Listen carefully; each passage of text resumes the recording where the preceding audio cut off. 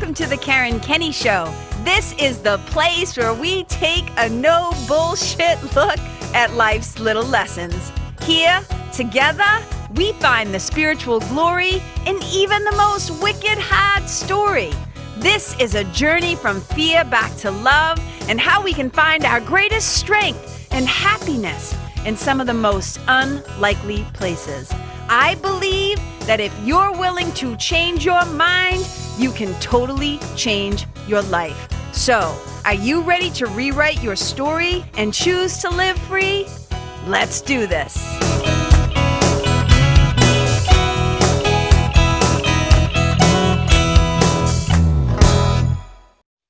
Hey, you guys, welcome to the Karen Kenney Show. You guys, look, I'm not even going to bullshit you. I'm not going to lie. Today was a doozy. Today was a doozy. I don't even have a title for this episode yet, but let me just break it down for you. And why this is going to be a short episode, but also I hope if you can hear the sound of my voice, I hope you just pause for a second. Maybe you're on a walk, maybe you're driving your car, maybe you're in motion on a run or a treadmill or doing something. But if you're able to just really still yourself and be present, I want you to hear what I'm about to say. So I'll just tell you a little backup story, which is I had planned to talk about something totally different today. I had planned, I'm not going to tell you what I plan to talk about because I'll probably talk about it next week. But here's the thing. Life changes, and this is one thing that I learned at a very young age, right? By this point, if you're like on episode 70 or 71 or whatever this is, you probably know my story about my mother being killed when I was 12 years old. So I learned at a very young age that life and things, boom, change like that with no warning, and just completely unexpectedly.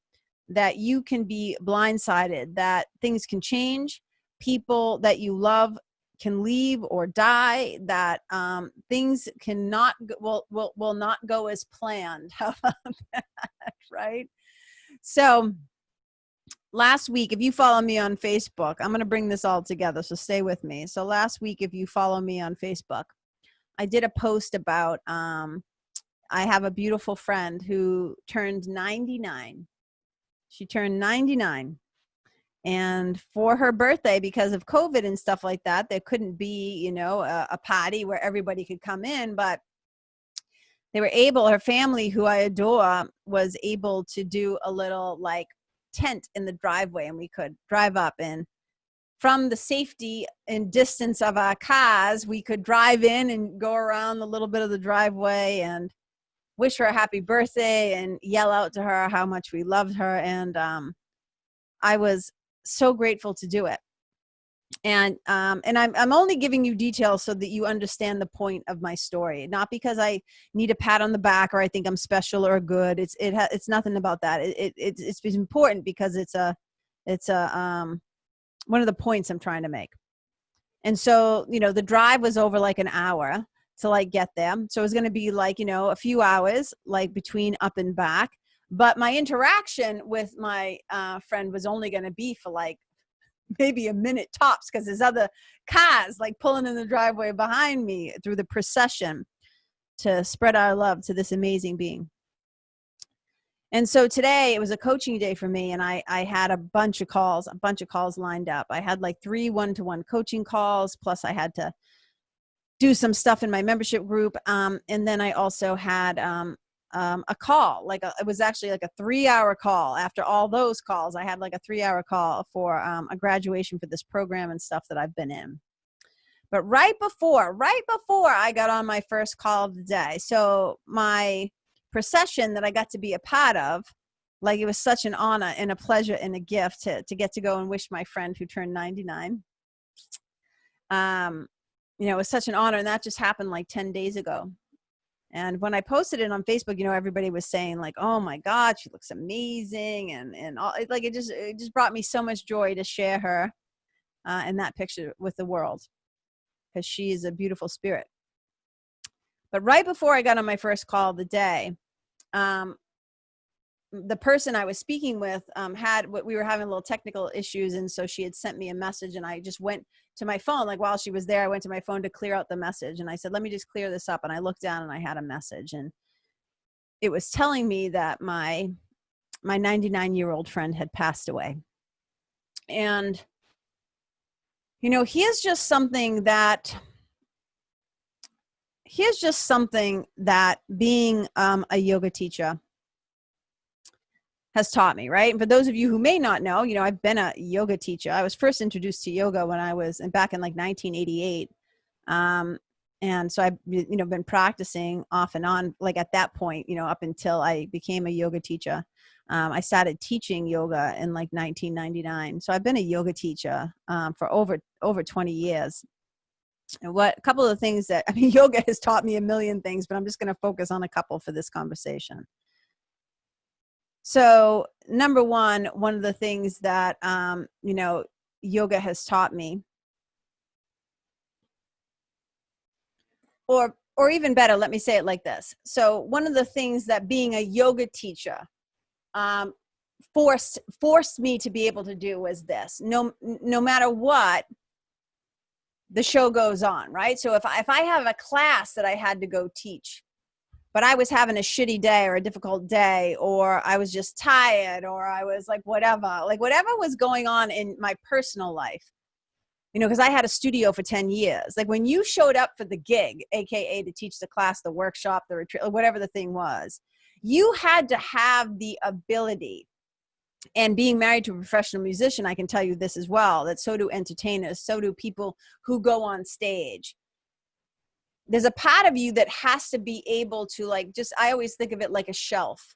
It's like a bookshelf in the back of my mind. And there's actually a bookshelf behind me. So you can just kind of imagine this, that whatever is going on in your life, and let's just say whatever it could, I'll make up some examples, right? Like you aren't in the mood, you're tired, you just had a disagreement or an argument with your partner, your sweetie, whatever. And then you have to go on and quote unquote be on. You have got to be able to have like this little bookshelf in your mind where you take your personal life and you put it back there so that you can show up for who's in front of you, you can show up for the people that are in front of you. That was a very powerful thing that being a yoga teacher taught me. Now, that doesn't mean that there haven't been times in class where I cried. It doesn't mean you act like nothing bothers you. That's not the lesson here. What I'm trying to say is, as I'm getting on my very first call of the day, the person is sitting there, on Zoom, we can see each other. And then all of a sudden I look down and I get this message, and I just, my hand just went to my mouth and she could see. And so I gave myself a beat, I gave myself 30 seconds, a minute, whatever it was, to cry, feel my feelings. And then I said, thank you for just giving me that moment to gather myself. And then boom, I had to put my loss. It's not just my loss. It was also, I was grieving and crying because, my friend whose mom it was, my friend whose mother-in-law and best friend it was, I was thinking of them and stuff, of course, too. And it was just it was just like getting, that thing where you just get punched in the face for a second emotionally, right? But I was like, okay, and we're back. This is a person in front of me who has paid me for my service. Again, stay with me. There's a reason why I'm going the long way on this story. So I was able to kind of put it back there on the shelf and then be present for this person. So the other thing that this person, yoga has also taught me is that, and it's more mythological than, I don't know, necessarily scientific proof, okay? But that the yogis have often said, it's not that we get so many years. And for my friend who passed, how amazing, 99 amazing years, right? It's not about how many years we get. It's that we are given so many breaths, so many particular breaths. So as yogis, we always say we want to take slow, deep, calm breaths. We don't want to blow through our breaths really fast, right? Because if we know that our breaths are numbered, some people say, oh, our days are numbered, right? But as in yogi people, we might say our breaths are numbered. We want to make those suckers last. We want to make those suckers count, right? So it's always, to me, I kind of chuckle about how it's a good incentive to do some nice pranayama, some nice, slow, deep breathing, right? But the other thing that my childhood taught me, which relates to pranayama and breathing and everything we're talking about, is that this very powerful thing. We never know when the last exhale is coming. We never know when our last exhale is coming, nor do we know when the last exhale of the people that we love, when it might be coming. And having said this, and constantly being reminded of this fact, this truth, that there's no crystal ball. And I've heard people kind of talk about this like esoterically, like if you could know the date and time of your death, would you want to know? Like people ask this question, right? I'm not going to make you answer that or anything, but I think it's an interesting question. And I imagine that it probably reveals something about us, depending on which answer we would choose. But since I don't know, I like to move through my day. And I'm not saying I always get this right. God friggin' knows. But here's how I like to think about it. If this day is going to be my last day, because I don't know when the last exhale is coming, when the last exhale will be upon me, how do I want this last day to go? What's the residue that I want to leave behind, not only for like my lifetime, but this last moment? Like if people were to look back on me for the past, I don't know, 6 months or year or 5 years or whatever it is, like what do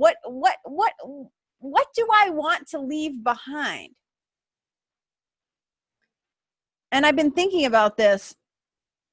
I think about this all the time, actually. And there's a reason why. And again, without divulging, the privacy, I always have permission to use, what's the word I'm looking for? Like broad strokes, but not the fine details of like my clients. But I know these are things that I can say because they're public and I've discussed them before. Like today on those 3 calls, I spoke to somebody who lost their 13-year-old daughter unexpectedly a few years ago. Never would have planned it, never would have known like that was it, right? Like who would ever think that? Talked to a client whose mother died of breast cancer when they were 20, just 20. And another client who had a loss of a baby, a nephew. And I just think like, I'm reminded all the time from my own experience in my own life, but also from working with the people that I do and the stories that they have and so many people that I know that, dude, if we have a chance to say I'm sorry, if we have a chance to say I love you, if we have a chance to show up in our best nature, if we have a chance to cut people slack, if we have a chance to be merciful and graceful and fucking like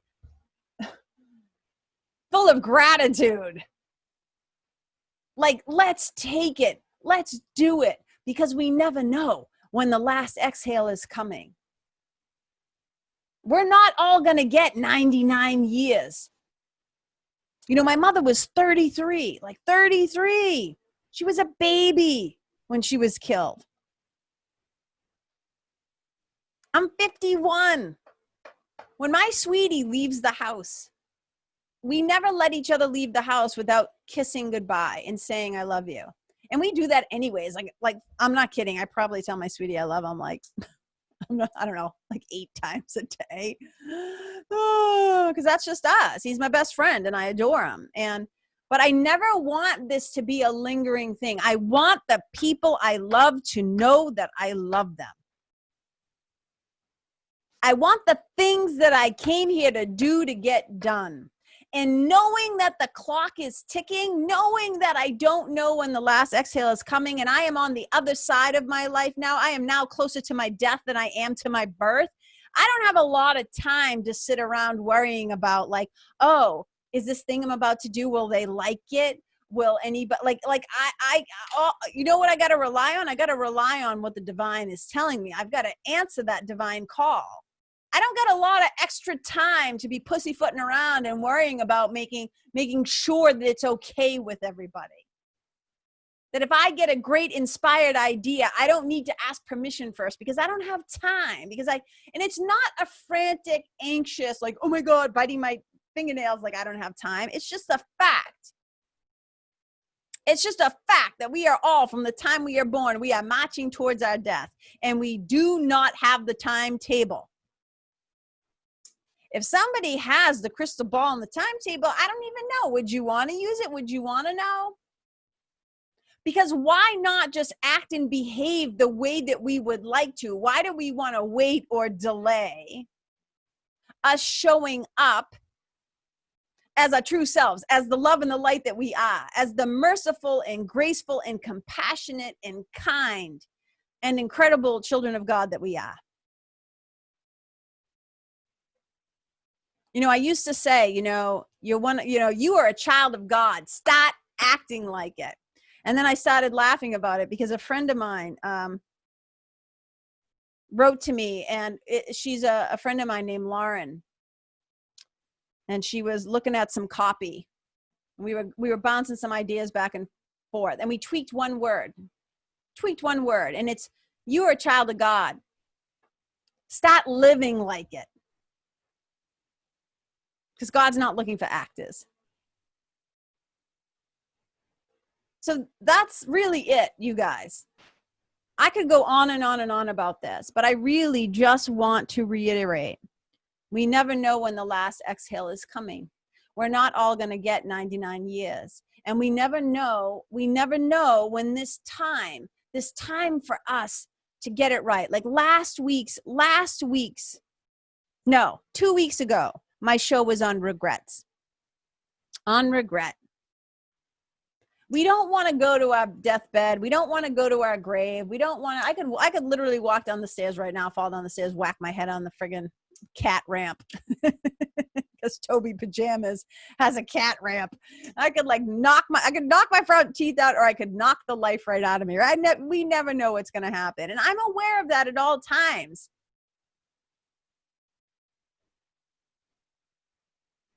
So I want us to be really thinking about, am I living like it? With the awareness of and don't think of it like impending doom, but that's the one thing that's guaranteed.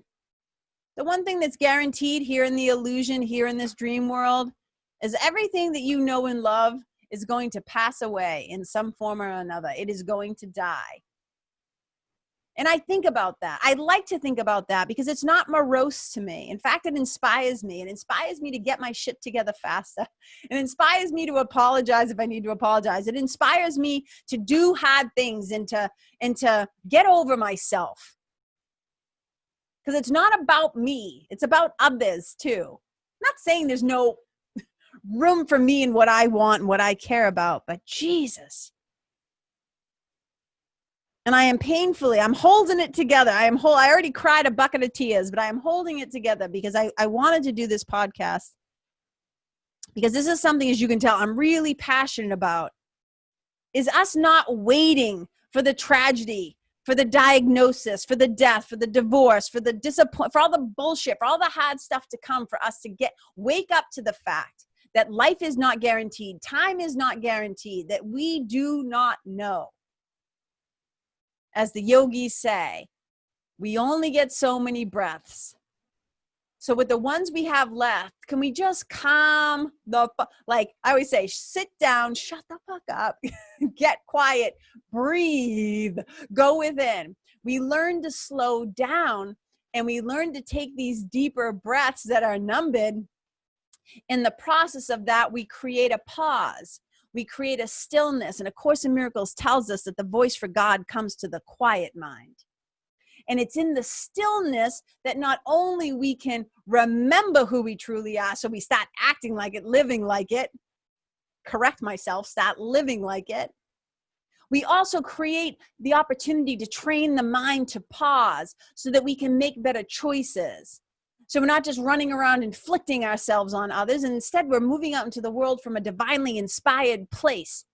So we remember to say, I love you. We remember to say, I appreciate you. We remember to send the handwritten note in the mail that says, I am grateful for you. Your presence in my life has changed me. that I see you and I hear you, and I don't want you to abandon any parts of you to be in relationship with me. I want to invite you fully in.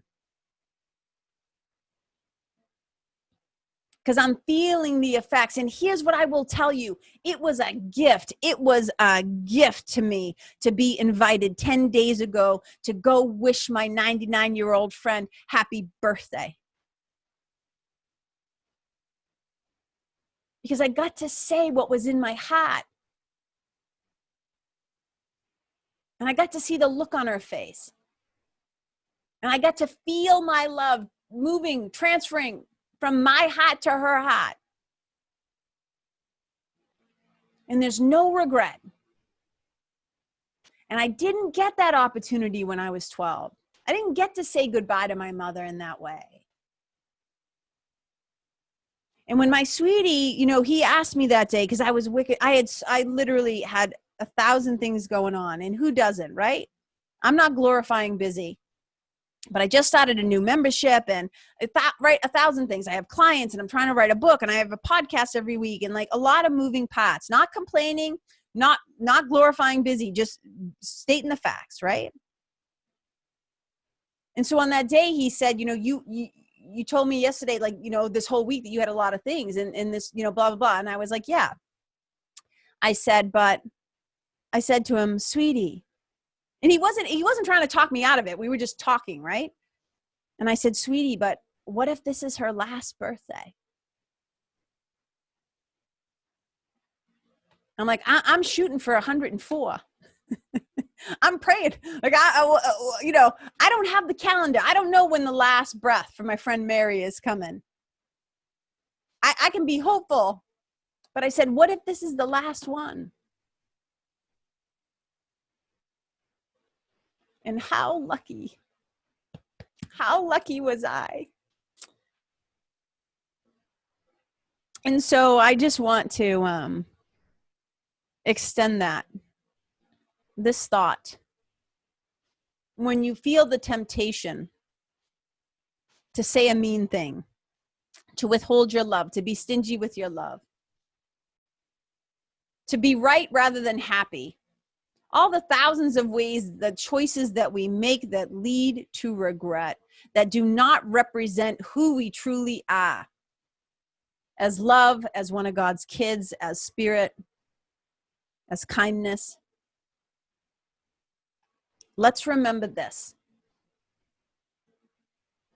The last thing that you say, the thing that you say or do, the next thing that you're about to say or do, the next message you're about to send, the next text, the next box, or the next post you're about to put somewhere. What if this was the last one? Is it representing who and how you want to be known and seen?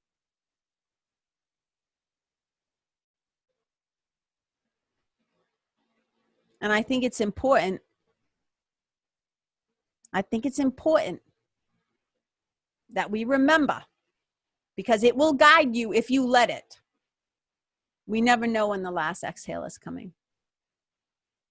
Time is not guaranteed. I am grateful for this time with you today, to get to share what's on my heart. And thank you for holding the space for me to talk into it, to talk with you and share with you. And for letting me just kind of do a little vicarious memory of my friend who, she was something else. She was a beautiful soul. She was something else. So thank you for listening. And I hope this inspires you or motivates you or encourages you in some way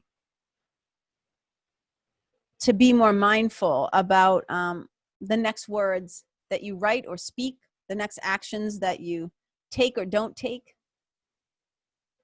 And that without fear of it, I'm not trying to put fear into your heart about this time thing, but that you take the clicking talk of your life in this illusion, right? In eternity, in heaven, there is no time. Time is a construct of man here in time and space, right? I think even Einstein said time and space is an illusion, but we're experiencing the illusion as a human being, right? As a spirit having this dream of the human experience. So while we're here, let's not take it for granted. I'm not assuming that you all do, but for whoever might need to hear this message today, just a great reminder. So I'm grateful for you taking time to hang out with me.